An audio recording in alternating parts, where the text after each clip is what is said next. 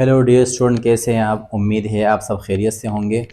जैसे कि आपको मालूम है कि हम क्लासिफ़िकेशन ऑफ मैटर के बारे में स्टडी कर रहे थे और मैंने आपको मैटर की क्लासिफ़िकेशन के बारे में समझा दिया था। मैंने आपको समझाया था कि हमारे पास जो मैटर होता है इसकी दो बेसिक क्लासिफ़िकेशन होती है। एक है फ़िज़िकल क्लासिफ़िकेशन और सेकंड हमारे पास होती है केमिकल क्लासिफ़िकेशन। फ़िज़िकल क्लासिफ़िकेशन के बारे में मैंने आपको समझा दिया था और केमिकल क्लासिफ़िकेशन के बारे में मैंने आपको समझा दिया था, जिसमें से हमने फ़िज़िकल क्लासिफ़िकेशन में सॉलिड, लिक्विड एंड गैस को स्टडी किया था और केमिकल क्लासिफ़िकेशन में मैंने आपको समझाया था सब्सटेंस एंड मिक्सचर के बारे में। ठीक है, तो सब्सटेंस के बारे में मैंने आपको समझा दिया था कि हमारे पास सब्सटेंस क्या होता है। आज हम पढ़ेंगे एलिमेंट्स के बारे में कि हमारे पास एलिमेंट्स क्या होता है।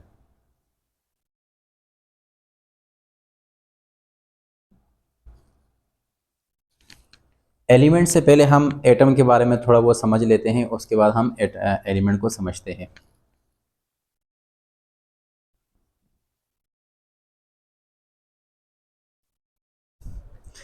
एटम हमारे पास क्या होता है, इसकी थोड़ी सी हिस्ट्री को देख लेते हैं पहले।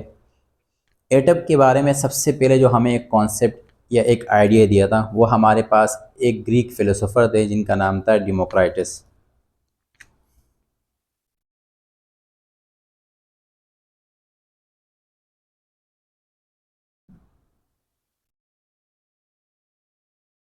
डेमोक्राइटस का एटम के बारे में ये कॉन्सेप्ट था। इनका कहना था हमारे पास एटम क्या होता है, कोई भी सब्सटेंस कह लो या हमारे पास मैटर कह लो। मिसाल के तौर पर हमारे पास यहाँ पर कोई भी सब्सटेंस है या कोई भी मैटर है, ठीक है, हमारे पास यहाँ पर मौजूद है। ठीक है, सब्सटेंस कह लो या आप मैटर कह लो। ठीक है, सब्सटेंस या मैटर। डेमोक्राटस ने कहा कि हमारे पास कोई भी सब्सटेंस है या मैटर है, अगर इसमें से मैं क्या करूं, इसमें से एक पीस को अलग कर दूं, एक पीस को क्या कर दूं, मैं यहाँ पर अलग कर दूं। ठीक है, अलग कर दिया। उसके बाद मज़ीद मैं क्या करूं, इसमें से एक पीस, इसके और मज़ीद टुकड़े जो है ना करूं, छोटे छोटे पीसीज में। ठीक है, कन्वर्ट कर दो इसको। फिर इसी तरह इसको मज़ीद पीसीज में क्या करूं, कन्वर्ट करूं। फिर इसी तरह इसको मज़ीद में पीसीज में कन्वर्ट करूं और करता जाऊं। और एक ऐसा पॉइंट आ जाए कि वो जो पॉइंट हो या एक पीस हो वो क्या हो, इनडिविजिबल हो जाए। क्या हो जाए हमारे पास, इनडिविजिबल। मिसाल के तौर पर ये हमारे पास क्या हो जाए, इनडिविजिबल, यानी इनडिविजिबल पार्टिकल हो जाए। क्या हो जाए, इनडिविजिबल पार्टिकल, यानी वो डिवाइड ना हो। ऐसे पार्टिकल्स को डेमोक्राइटस कहते थे कि वो हमारे पास क्या होता है, वो हमारे पास एटम्स होता है या हमारे पास एटम होता है। बात समझ में आ रही है? वो हमारे पास क्या होता है, वो हमारे पास एटम होता है। यानी मिसाल के तौर पर कोई भी हमारे पास सब्सटेंस हो या मैटर हो, उसको हम इतने टुकड़े करें, उसके इतना छोटा करें कि एक ऐसा पॉइंट आ जाए कि वो मजीद क्या हो, डिवाइड ना हो, इनडिविजिबल हो। ऐसे पार्टिकल्स को, ऐसे जर्रे को डेमोक्राइटस कहते थे कि ये हमारे पास क्या है, हमारे पास ये एक एटम है।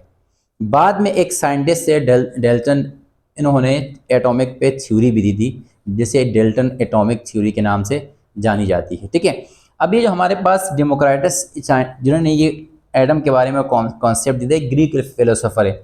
और हमारे पास जो ये वर्ड निकला है एटम का, ये ग्रीक वर्ड से निकला है। ये लफ्ज़ निकला है एटोमोस। मोस से हमारे पास क्या लिखना है, हमारे पास एटम। एटोमोस ग्रीक वर्ड है, इससे क्या बना है, हमारे पास एटम निकला है, जिसका मतलब होता है पार्टिकल यानी जर्रा। ये एटम के बारे में इनिशियली क्या था, कॉन्सेप्ट था। लेकिन जैसे ही वक्त गुजरता गया, एक टाइम ऐसे आया कि हमने क्या कर दिया, एटम को सब पार्टिकल्स के अंदर या सब एटॉमिक पार्टिकल्स के अंदर क्या कर दिया, हमने उसको डिवाइड कर दिया, तकसीम कर दिया। और इस एटम में से हमने क्या कर दिया, मज़ीद पार्टिकल्स को निकाल दिया, जिसको हमने नाम दिया सब एटॉमिक पार्टिकल।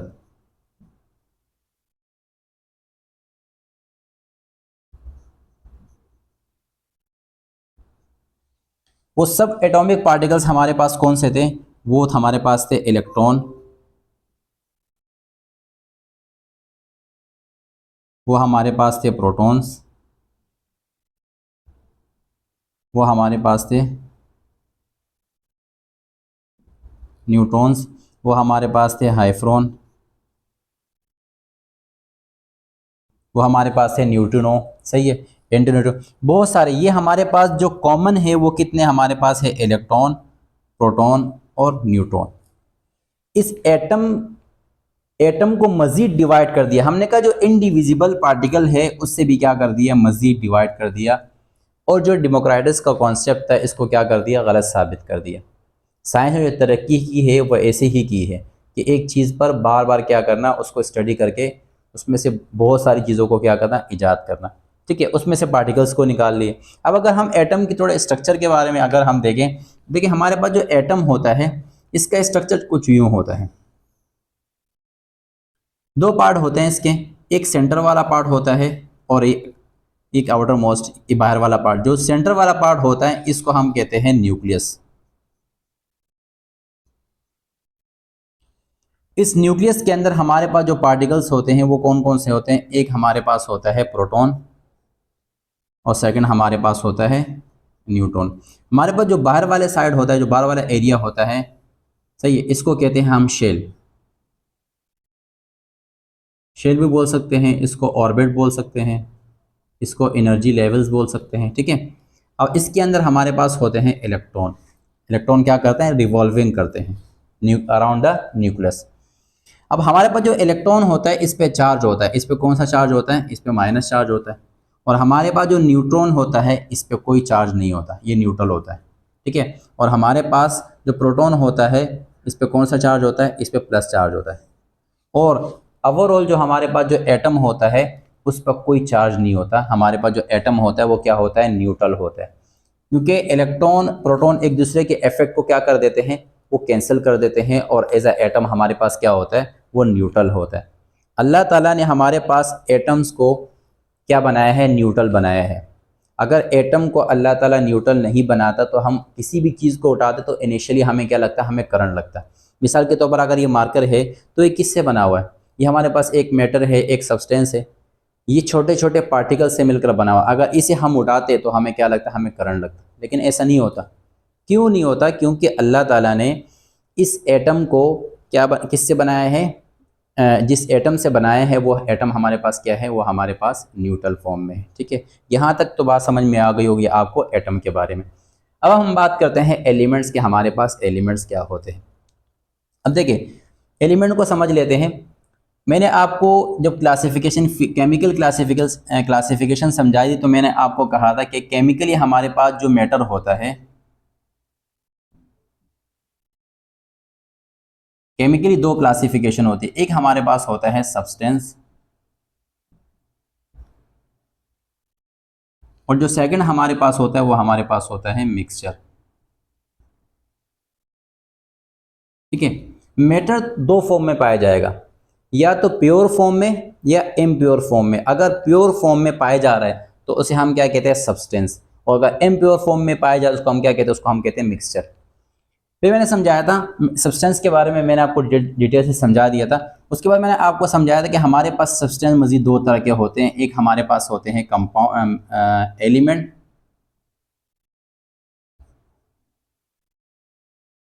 और सेकंड हमारे पास होता है कंपाउंड।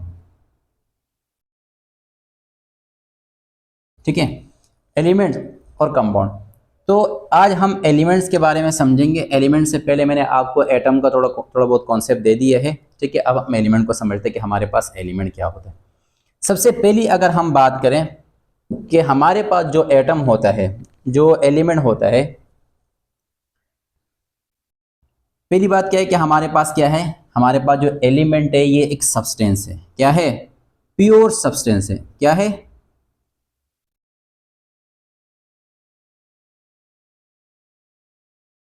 क्या है हमारे पास?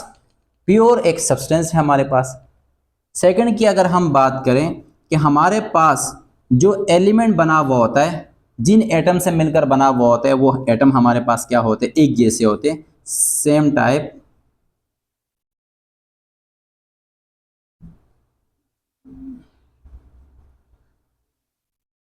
सेम टाइप्स ऑफ एटम्स होते हैं। ठीक है, दूसरी बात। तीसरी बात, जिसका जो एटॉमिक नंबर होगा हमारे पास वो भी क्या होगा, एटॉमिक नंबर भी क्या होगा, सेम होगा। सबका एटॉमिक नंबर क्या होगा, सेम होगा। और तीसरी बात कि हमारे पास जो एलिमेंट जिन एटम से बना हुआ होगा उन एटम को हम डिकम्पोज नहीं कर पाएंगे। अब इसको हम थोड़ा डिटेल में समझेंगे। कैन नॉट बी या कुड नॉट बी डिकम्पोज। ठीक है, अब देखिए पहली बात क्या है कि हमारे पास एलिमेंट क्या है, ये एक प्योर सब्सटेंस है। सेकंड की अगर हम बात करें तो हमारे पास जो एलिमेंट होता है वो एक जैसे एटम से मिलकर बना हुआ होगा। मिसाल के तौर पर अगर मैं आपको समझाऊं कि मेरे पास एक कार्बन है, ठीक है, एक कार्बन, कार्बन एक एलिमेंट मेरे पास मौजूद है। अब अगर मैं इस कार्बन के छोटे छोटे पीसीस कर दूं, ठीक है, इसके मैं क्या करूं, छोटे छोटे पीसीस कर दूं, इस कार्बन के मैं क्या कर दूं, छोटे छोटे पीसीस कर दूं, छोटे छोटे कार्बन, छोटे छोटे क्या करूं, इसको एटम में तकसीम कर लूँ। तो अब मेरे पास जितनी भी एटम होंगे ना वो आपस में क्या होंगे, आइडेंटिकल होंगे, यानी एक जैसे एटमों से, यानी एक जैसे एक ही एटम से छोटे छोटे पार्टिकल बनाए तो एक जैसे क्या होंगे, एक दूसरे के क्या होंगे, वो आइडेंटिकल होंगे, एक जैसे होंगे। तो पहली बात यह है कि एटम जो एलिमेंट जो हमारे पास होते हैं वो एक जैसे एटम से मिलकर बने हुए होते हैं। ठीक है, बात समझ में आ रही है। सेकंड की अगर हम बात करें तो हमारे पास इसका जो एटॉमिक नंबर होगा वो भी क्या होगा, वो भी सेम होगा, वो भी क्या होगा, सेम होगा। मिसाल के तौर पर अगर पहले एटॉमिक नंबर हमारे पास क्या होता है, किसी भी एटम के न्यूक्लियस में मौजूद जो प्रोटॉन्स होते हैं, प्रोटॉन्स, इसकी तादाद को हम क्या कहते हैं, एटॉमिक नंबर कहते हैं। मिसाल के तौर पर अगर हमारे पास इसके अंदर 1 प्रोटॉन है तो हम बोलेंगे इसका एटॉमिक नंबर क्या है, 1 है। 2 है तो हम बोलेंगे इसका एटॉमिक नंबर क्या है, 2 है। तो एटॉमिक नंबर भी क्या होगा, वो सेम होगा। बात समझ में आ रही है। इसी तरह अगर हम बात करें तो हमारे पास जो एलिमेंट जिन एटम से मिलकर बना है, मतलब इन एटमों से मिलकर जो बना, इस एटम को हम मजीद क्या डिकम्पोज नहीं कर सकते, इसे हम डिकम्पोज नहीं कर सकते। ये हमारे पास क्या है, एलिमेंट्स का कॉन्सेप्ट है। अब अगर इस थोड़ी बहुत एलिमेंट की अगर हम हिस्ट्री की बात करें तो हमारे पास जो पीरियोडिक टेबल है उसके अंदर जितने भी एलिमेंट मौजूद है, आपने क्लास 8 के अंदर पढ़ा होगा, उसके अंदर जितने भी एलिमेंट मौजूद है वो हमारे पास क्या है, वो हमारे पास एलिमेंट है। ठीक है, हमारे पास टोटली जो एलिमेंट है नेचुरली अकरिंग एलिमेंट, सही है, कुदरती तो जो अल्लाह ने बनाए हैं वो हमारे पास कितने हैं, 92 है। 92 एलिमेंट क्या है, ये नेचुरली है, ये कुदरती इस दुनिया के अंदर मौजूद है। ठीक है, और अब इस वक्त की अगर हम बात करें तो हमारे पास टोटल 118 एलिमेंट पीरियोडिक टेबल के अंदर मौजूद है। 92 को 118 में से हटाएंगे, जो बाकी हमारे पास जो एलिमेंट है वो लैब सिंथेसिस, हमने उसको लेबोरेटरी के अंदर तैयार किया है। तो हमारे पास जो टोटल एलिमेंट है वो कितने हैं, 118 है, और नेचुरली कितने हैं, 92 एलिमेंट हमारे पास नेचुरली है। फिर इसी तरह हमने जो हमारे पास जो एलिमेंट होता है इसे हमने क्लासिफाई किया है। अच्छा, हमारे पास जो एलिमेंट होता है ये फ्री स्टेट में भी पाया जाता है, आज़ादाना अकेले भी रह सकता है, ठीक है, और कंबाइन स्टेट में भी हमारे पास एलिमेंट मौजूद होते हैं। इसके अलावा अगर हम बात करें तो हमारे पास जो एलिमेंट होता है ये हमारे पास 3 स्टेट में पाए जाते हैं हमारे पास। एक हमारे पास होता है मेटल्स, सही है। सेकंड की अगर हम बात करें तो हमारे पास ये मेटल के फॉर्म में पाए जाते हैं, नॉन मेटल के फॉर्म में भी पाए जाते हैं। तीसरा हमारे पास मेटालाइट्स,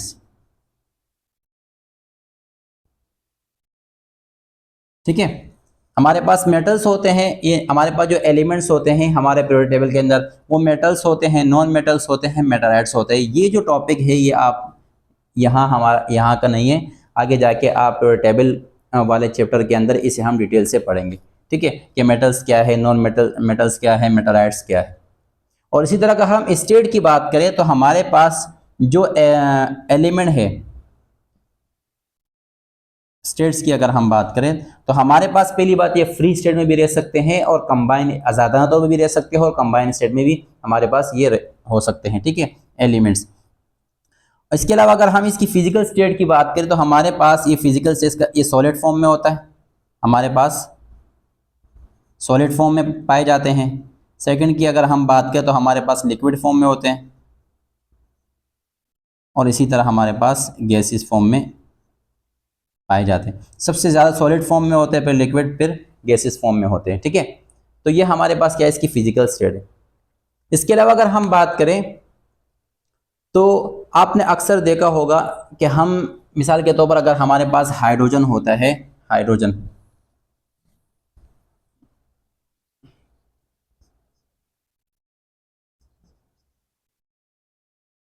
तो हाइड्रोजन को हमने H इस तरह लिखा हुआ होता है। ये H क्या है, ये इसका सिंबल है। पूरा नाम लिखना क्या है, वो अगर एक पीरियोडिक टेबल बनाते हैं उसके अंदर सिंबल सबको पूरे नाम के साथ लिखते हैं तो पीरियोडिक टेबल बनाना क्या था, मुश्किल था। तो उन्होंने क्या किया, हमारे पास जितने भी एलिमेंट मौजूद थे उनको क्या किया, एक सिंबल दिया और वो सिंबल हमारे पास क्या आते हैं, वो हमारे पास इस तरह H। इसी तरह अगर मैं ऑक्सीजन की बात करूं तो ऑक्सीजन O। इसी तरह नाइट्रोजन की अगर बात करूं तो हम नाइट्रोजन को N से लिखते हैं, ठीक है। लेकिन बाज जो सिंबल होते हैं, मिसाल के तौर पर हमारे पास सोडियम है, सोडियम को हम इस तरह लिखते हैं Na।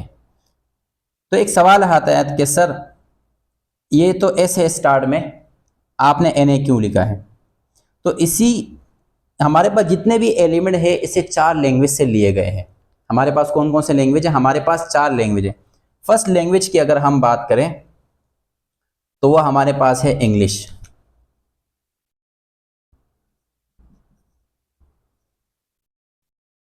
इंग्लिश है, इंग्लिश से नाम जो है ना सिंबल बनाए गए। सेकंड की अगर हम बात करें तो हमारे पास है जर्मन।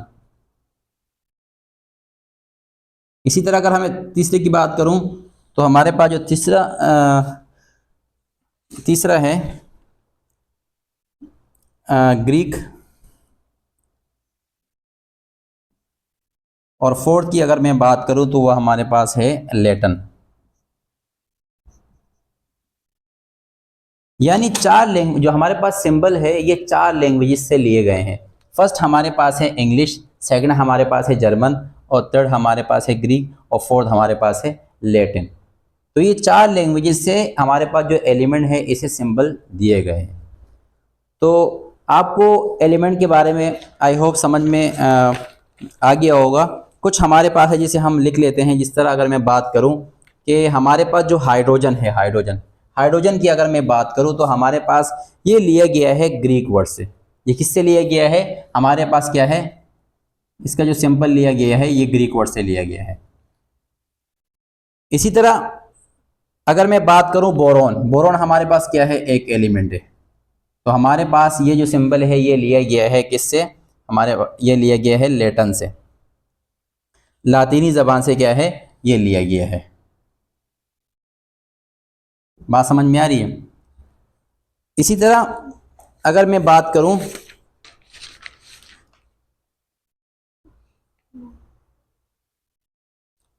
कोबाल्ट की, कोबाल्ट हमारे पास क्या है, एक एलिमेंट है। ये लिया गया है जर्मन से। इसका जो सिंबल लिया गया वो किससे लिया है, वो जर्मन से लिया गया है। तो ये हमारे पास क्या है, कुछ सिंबल थे जो मैंने आपको समझा दिया है कि हमने क्या किया, इससे 4 लैंग्वेजेस से लिए हैं, लातीनी ज़बान से, ग्रीक से और इंग्लिश से। तो आई होप आपको एलिमेंट के बारे में समझ में आ गया हो कि हमारे पास एलिमेंट क्या होते हैं। थोड़ा इसका रिव्यू कर लेते हैं। सबसे पहले मैंने आपको समझाया था कि हम मैटर की बेसिक क्लासिफिकेशन जो करते हैं, फर्स्ट क्लासिफिकेशन हमारे पास क्या है, फिजिकल क्लासिफिकेशन, और सेकंड हमारे पास क्या है, केमिकल क्लासिफिकेशन। फिजिकल क्लासिफिकेशन हम करते हैं जो हमारे पास होती है वो सॉलिड, लिक्विड एंड गैस होती है, ठीक है, गैसेस। और केमिकल क्लासिफिकेशन क्या होती है कि हम मैटर को क्लासीफाई करते हैं सब्सटेंस एंड मिक्सचर में। फिर हमारे पास जो सब्सटेंस होते हैं ये 2 तरह के होते हैं हमारे पास, एलिमेंट एंड कंपाउंड। फिर मिक्सचर 2 तरह के होते हैं हमारे पास, homogeneous mixture and heterogeneous mixture, यानी अगर हमारे पास कोई भी मैटर है वो अगर प्योर फॉर्म में पाए जा रहे हैं तो उसे हम क्या कहते हैं, उसे हम सब्सटेंस कहते हैं। ठीक है, तो इसके बाद हमने एलिमेंट के बारे में समझा। एलिमेंट से पहले मैंने आपको एटम के बारे में बताया कि एटम के बारे में सबसे पहले कॉन्सेप्ट या आइडिया किसने दिया था, एक साइंटिस्ट थे, ग्रीक फिलोसोफर, जिनका नाम था डेमोक्राइटस। उन्होंने एटम के बारे में कॉन्सेप्ट दिया था कि हमारे पास कोई भी सब्सटेंस हो या कोई भी मैटर हो, उसके अगर हम पार्टिकल्स लें, उसको हम इतने पीसेस बनाएं कि वो एक ऐसा पॉइंट आ जाए कि वो मज़ीद डिवाइड ना हो, तकसीम ना हो, तो हमारे पास वो क्या है, वो हमारे पास एटम कहलाता है। और जो एटम का जो लफ्ज़ है ये ग्रीक वर्ड से लिया गया है, जो कि हमारे पास है एटोमोस, जिसका मतलब होता है पार्टिकल यानी ज़र्रा। लेकिन बाद में हमने क्या किया, हमने एटम को मज़ीद क्या कर दिया, हमने ब्रेक कर दिया और उसको डिविजिबल बनाया और उसमें से पार्टिकल्स को निकाला, जो कि हमारे पास है प्रोटॉन, न्यूट्रॉन, इलेक्ट्रॉन और हाइफ्रॉन और भी बहुत सारे हैं। तो हमने क्या किया, एटम को क्लासीफाई मज़ीद क्या कर दिया, डिविजिबल यानी डिवाइड कर दिया। ठीक है, फिर एटम के स्ट्रक्चर के बारे में मैंने आपको समझाया कि हमारे पास जो एटम होता है उसका जो बेसिक स्ट्रक्चर होता है, एक सेंटर वाला पार्ट होता है। ठीक है, और जिसको हम न्यूक्लियस कहते हैं, इसके अंदर क्या होते हैं, इसको हम न्यूक्लियस बोलते हैं। ठीक है, और एक बार वाला जिसको हम क्या कहते हैं, जिसे हम शेल्स बोलते हैं। ठीक है, इसके अंदर हमारे पास क्या हो, इलेक्ट्रॉन रिवॉल्व करते हैं और सेंटर के अंदर हमारे पास प्रोटॉन एंड न्यूट्रॉन होते हैं। इसके बाद में मैंने आपको समझाया कि हमारे पास जो एटम होता है ये ओवरऑल क्या होता है, हमारे पास ये ओवरऑल हमारे पास न्यूट्रल होता है। ठीक है, क्या होता है, न्यूट्रल होता है। उसके बाद हमने एलिमेंट के बारे में मैंने आपको समझाया कि हमारे पास एलिमेंट क्या होता है, ये प्योर सब्सटेंस है, ये प्योर फॉर्म में पाया जा रहा है। प्योर फॉर्म का क्या मतलब होता है कि हमारे पास कोई भी एलिमेंट हो, सेम टाइप ऑफ एटम वो बना हुआ होगा एक जैसे एटम से मिलकर। इस तरह अगर मैं बात करूं, हमारे पास ये हाइड्रोजन एलिमेंट है। ठीक है, क्या है, हाइड्रोजन एलिमेंट है। अगर मैं इसकी एटम को देखूंगा, इसको अगर मैं छोटे छोटे पीसेस टुकड़ों में तकसीम कर दूं, तो यह क्या है, एक जैसे एटम से मिलकर बना हुआ होगा। तो इसका मतलब यह हुआ कि हम जब एटम कंबाइन होते हैं, एक जैसे एटम कंबाइन होते हैं, तो हमारे पास क्या बनाते हैं, हमारे पास एलिमेंट बनाते हैं। ठीक है, इसी तरह मैंने आपको समझाया कि एटॉमिक नंबर भी क्या होगा, सेम होगा। यानी जो एलिमेंट हमारे पास मौजूद है उसके एटम को अगर हम कंबाइन करेंगे, या हमारे पास जितने भी एलिमेंट के जो एटम होंगे, हज़ारों तादाद लाखों जितने भी हो, हमारे पास मिलियंस में हो, तो उनका जो एटॉमिक नंबर होगा वो भी क्या होगा, वो आइडेंटिकल होगा, सेम होगा। इसके अलावा मैंने आपको समझाया कि कैन नॉट बी डिकम्पोज, हमारे पास जो एलिमेंट है वो जिन एटम से मिलकर बना हुआ है, उन एटम को हम डिकम्पोज नहीं कर सकते, उसको हम छोटे पीसेज में कन्वर्ट नहीं कर सकते। ठीक है, उसके बारे में मैंने आपको समझाया कि हमारे पास जो कुदरती जो एलिमेंट है वो कितने हैं, 92 है। और अब इस वक्त हमारे पास जो मौजूद टोटल एलिमेंट पर टेबल के अंदर वो क्या है, 118 एलिमेंट है। हमारे पास जो कुदरती 92 है, बाकी जो है ऊपर के वो किस में, वो हमने लैब में तैयार किए हैं। तो आई होप आपको एलिमेंट के बारे में और एटम के बारे में अच्छे से समझ में आ गया होगा और आपका कॉन्सेप्ट क्लियर हो गया होगा।